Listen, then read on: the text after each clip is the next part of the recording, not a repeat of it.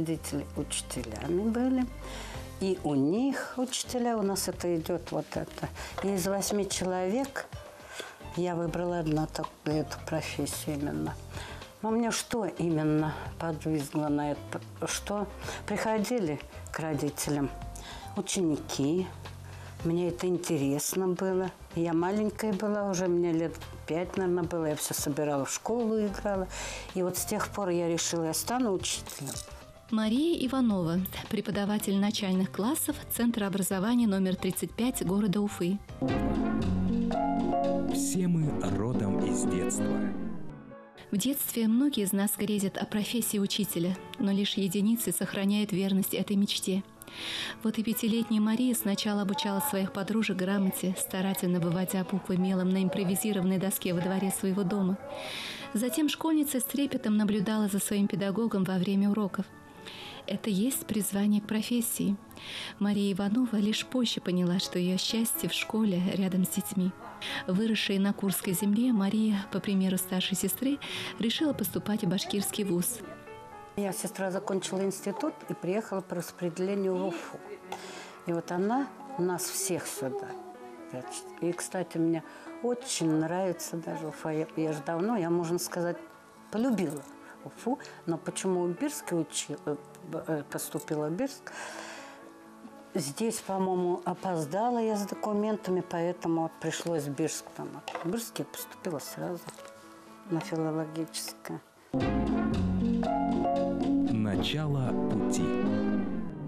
После окончания факультета русской филологии Бирского педагогического института молодого специалиста пригласили на работу в общеобразовательную школу номер 19 города Уфы. За всю свою педагогическую жизнь Мария Иванова проработала всего в 3 школах, одна из которых для детей советских военнослужащих в Германии. Обучала советских детей. Ходила на уроки и к немцам, и немцы к нам приходили. Так что я знаю, какие уроки дают немецкие учителя, какие мы есть, с чем сравнить. И мой сын пошел в 1 класс в Германии. И дочка у меня обучалась. И вот они написали сочинение о своей первой учительнице. И вот мы в классе на 3-м этаже. Дети разошлись по своим классам. В классе человек 20 детей, наша учительница. Это же моя мама. Так и хотелось вскочить и кинуться к ней. Обнять и попросить пойти гулять на улицу, в парк, посмотреть на лебедей в озере, аквариумных рыбок и зверей в клетке. Но нельзя. Родители объяснили, что нужно вести себя скромно. И мама, которая оказалась моей первой школьной учительницей, вовсе в этот день мне не мама, а, как и для всех других детей, строгая тетя, которая будет нас учить писать и считать. Точно не помню, что нам говорилось на первом уроке, но помню, с каким вниманием мы сидели и слушали эту строгую тетю. Под влиянием рассказов отца-фронтовика, дошедшего до Берлина, Мария мечтала увидеть места, связанные с его боевым прошлым. За рубежом она получила бесценный опыт, который и сегодня помогает в работе. Проводим воспитательные беседы. Недавно ходили в музей пожарный, совсем недавно. Сейчас вот скоро пойдем в музей МВД. Вот, а где-то в мае планирую по местам Чапая. Красный Яр съездить с детьми. Мария Георгиевна – это удивительный учитель. Она всегда заботится о своих учениках. Она очень добрая, милосердная. Все ученики, которые у нее учились и учатся, они все отличаются умом, сообразительностью и, конечно, поведением. Она всегда заботится о нас, она всегда думает про нас, она всегда узнает о нас у других учителей. Я ей благодарна за все. Спасибо. Она самая лучшая учительница. Папе, маме, бабушке все я рассказала, как мы шли под музыку из большого зала, как мы потом в классе хорошо сидели, как на Марию Георгиевну девочки глядели, как мы Марии Георгиевне хором отвечали, как мы наши парты путали вначале, как писали палочки, рисовали вазу, как стихи про птичку выучили сразу. Верный путь. Мария Георгиевна в профессии 44 года. Последние 15 она преподает в школе номер 35 города Уфы. Дружный коллектив, взаимопомощь друг другу, никакого злорадства. Прихожу в школу, у меня прям какое-то вот здесь вот, знаете, второе дыхание открывается. Я иду с удовольствием в класс. Несмотря на то, что все-таки это первый класс очень сложный класс. Над всему. Как научишь, так и дальше пойдешь. В школе работают очень хорошие педагоги, знатоки своего дела, которые выпускают в жизнь из школы выпускников, сформированных, осознанно делающих свой выбор в жизнь, хорошо подготовленных к этой жизни и любящих родину, семью, людей. Иванова Мария Георгиевна – одна из таких учителей. Это мастер своего дела, учитель высшей категории, высокопрофессиональный человек. Мария Георгиевна имеет богатейший опыт работы с детьми младшего школьного возраста. Она учитель начальных классов. Выпускников Марии Георгиевны отличают доброта, сплоченность, взаимовыручка, понимание друг друга. Очень хороший дружный коллектив формируется в руках Марии Георгиевны. Не только коллектив детей, но и коллектив родителей. Это единомышленники, это сотрудничество. Учитель, ребенок и родители. Счастливый билет. Уже стали привычными атрибутами электронные журналы и дневники. Все больше наболевшие темы родители и учащиеся обсуждают не на классных собраниях, а на страницах социальных сетей в WhatsApp. Учитель должен идти в ногу со временем.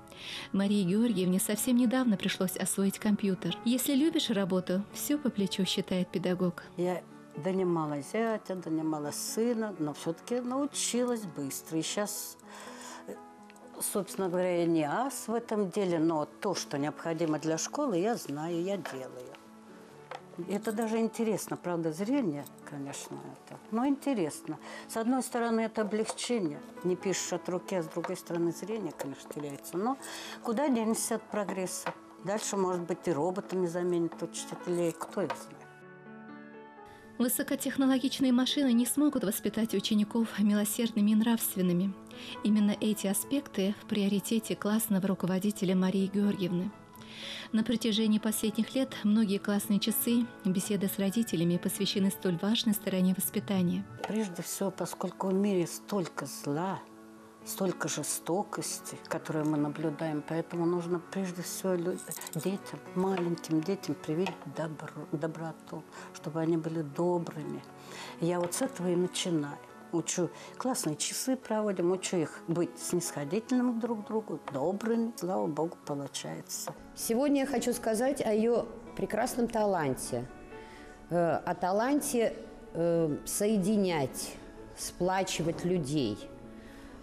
Она научила девчонок и мальчишек, которые пришли в первый класс, которые не знали друг друга. Она их научила дружить, она их научила понимать друг друга. И в то же время она научила родителей быть друзьями не только своим детям, но и друг другу. Мы сдружились и сплотились всем классом. И за это Марии Георгиевне огромное спасибо. Мария Георгиевна стала для меня по-настоящему родным человеком. Под ее чуткой опекой мы начинали свой долгий школьный путь, познавали азы наук и делали первые шаги в новое и неизведанное. Мария Георгиевна очень понимающий человек. Например, когда я уезжала на соревнования, пропуская много уроков, мы обязательно вместе занимались и догоняли программу. Благодаря этому мне не пришлось выбирать между двумя своими любимыми занятиями. А наоборот, это стимулировало меня к дальнейшему обучению и занятию спортом. Она подарила моей дочери много знаний, научила ее считать, писать. В трудную минуту, я знаю, она ей подсказывала. А для меня она была неимоверным помощником в воспитании. За это я ей хочу сказать огромное спасибо. Фотобиография. Дорогие фотографии, это вот моя здесь молодая была. Работала в 19-й школе Кировского района. И после этого вскоре я уехала в Германию на 3 года. Ну вот фотография это мне тоже дорога, потому что эта фотография в Германии фотографировались мы. Но тут даже и не подумал, что это Германия, потому что как наша природа, все то же самое. Вот. Это фотография вот как раз перед тем, как ему через год он пошел в 1 класс. Я его отдала в 6 лет, потому что не с кем было оставлять.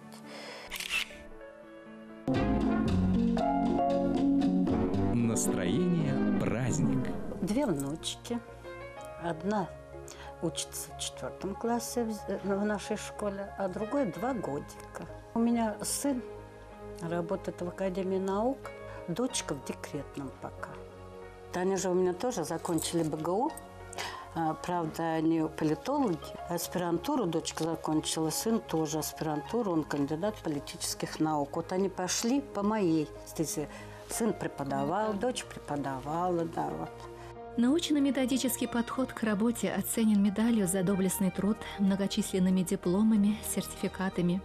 Многие разработки опытного педагога выпущены в виде пособий, которые послужат наглядным руководством для более молодых преподавателей. А чтобы не жаловаться на усталость, надо просто любить свое дело. И все. Я нисколько не устаю. Вот хоть 32 ребенка у меня, 22 мальчика. У всех характеры разные, есть всякие дети. Но я нисколько не устаю. И я думаю, даже у кого сейчас не получается, все равно научимся. Главное, все равно с добром относиться к каждому ребенку.